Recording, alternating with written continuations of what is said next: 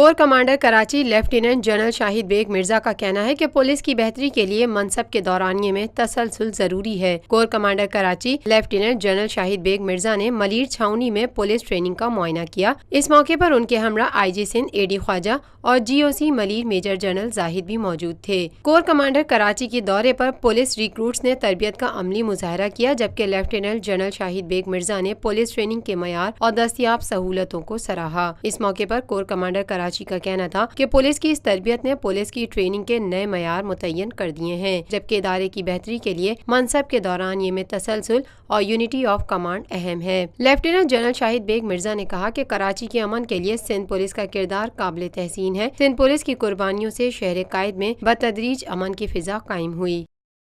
روفی pearl city scheme 33 کی prime ترین location پر M9 interchange کے ساتھ معمار موڑ کے سامنے اور میمن ہاؤسنگ سوسائٹی کے درمیان۔ گزشتہ 50 سالوں سے آپ کا اعتماد لیے روفی پراپرٹیز آپ کے لیے لائے ہیں وہی معیار۔ روفی پرل سٹی 120، 150، 200 اور 240 گز کے تیار بنگلوز پر مشتمل ایک مکمل secured gated community living project Rufi pearl city, جدید ترین سہولتوں سے آراستہ، پرسکون اور پرفضا رہائش، جس میں تھیم پارک، فٹنس سینٹر، مسجد، solar power back up, R O plant کے ذریعے 24 گھنٹے میٹھا پانی۔ Scheme 33 Karachi university, NED university, PCSIR اور گلشن کنیز فاطمہ کے قریب تر۔